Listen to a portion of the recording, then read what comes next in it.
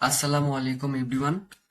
আজকে আমরা সলভ করার ট্রাই করব বুয়েট 24-25 ভর্তি পরীক্ষায় আসা ইনভার্স ইকোনমিতে অধ্যায় থেকে একটা ম্যাথ। সো ম্যাথটা ছিল এরকম: sine inverse 6√3x plus sine inverse 6x equals to minus পাই/2 হলে এক্স এর মানটা কত এটা আমাদের বের করতে হবে।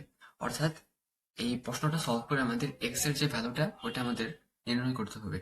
সো প্রথমে যদি আমরা এই ম্যাথটা দেখি তাহলে একটা সূত্র মনে পড়বে যে sine inverse x plus sine inverse y. এই সূত্রটা দিয়ে ট্রাই করার যেতে পারে, বাট আমরা যদি দেখি এখানে sine inverse x plus sine inverse y এর সূত্র দিলে ওটা অনেক জটিল হয়ে যাচ্ছে এন্ড অনেক বড় একটা ক্যালকুলেশন চলে আসতেছে। সো আমরা একটু অন্যভাবে সলভ করার ট্রাই করি। সো চলো শুরু করা যাক।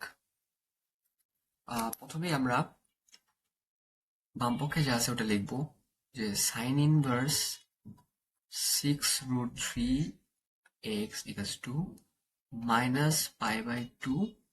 আর ওই সাইন ইনভার্স 6x-টাকে এই পাশে নিয়ে আসলাম, তাহলে minus sine inverse of 6x।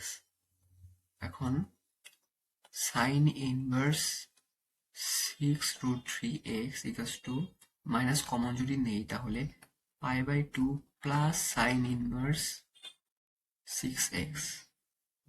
এখন 6√3x আর সাইন ইনভার্স একটা যেটা ছিল, সাইন ইনভার্স যেটা ছিল সেটা ওই পাশে দিয়ে দিলাম, তাহলে ওইটা হয়ে গেল সাইন পাই/2 প্লাস সাইন ইনভার্স 6x।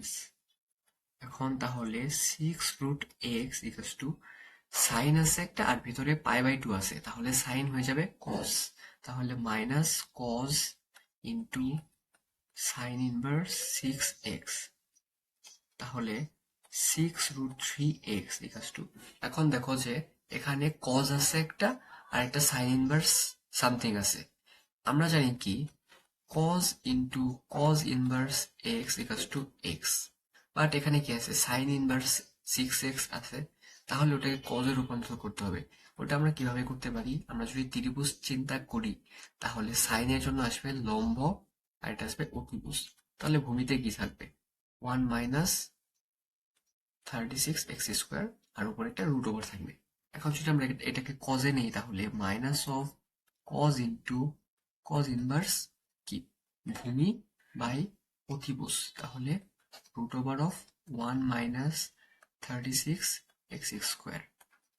এখন 6√3x equals to minus of cos inverse কাটা চলে গেল 1 মাইনাস 36x²। এখন আমরা উভয় পক্ষে বর্গ করব।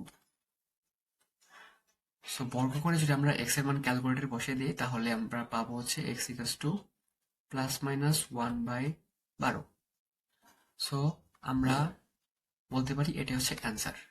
কিন্তু এখন একটা কথা আছে, এখানে প্লাস মাইনাস 1/12 আসছে, কিন্তু প্লাস এবং মাইনাস দুটাই কি অ্যান্সার, এটা আমাদের শুদ্ধি পরীক্ষা করতে হবে। এখন আমরা যদি 2 নাম্বার লাইন যেটা আছে, এই 2 নাম্বার লাইনে যদি আমরা তাকাই, দেখো যদি প্লাস 1/12 যেটা আছে এটা যদি আমরা এখানে বসাই তাহলে পাই/2 প্লাস সাইন ইনভার্স, এখানে এক্স এর জায়গায় যদি প্লাস 1/12 বসাই তাহলে ব্র্যাকেটের ভিতরে একটা কি আসবে, একটা পজিটিভ টার্ম আসবে, আর বাইরে কি আছে একটা মাইনাস আছে, তাহলে টোটাল জিনিসটা কি হয়ে গেল, টোটাল জিনিসটা হয়ে গেল আমার নেগেটিভ। বাট বাম পক্ষে কি নেগেটিভ, বাম পক্ষে কিন্তু আমার কি এটা কিন্তু পজিটিভ, তাহলে কি ডান পক্ষ বাম পক্ষ মিললো, মিলে নাই কিন্তু।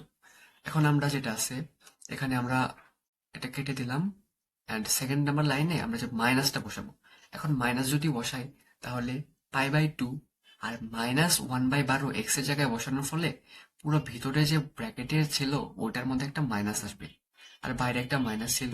সো মাইনাস মাইনাস মিলে একটা প্লাস চলে আসলো, আর বাম পক্ষে কি একটা প্লাস ছিল, তাহলে আমরা বলতে পারি কি যে মাইনাস 1/12 যেটা ছিল এটাই হচ্ছে আমার অ্যাকচুয়াল অ্যান্সার, বাট প্লাস 1/12 এটা কিন্তু আমার অ্যান্সার নয়।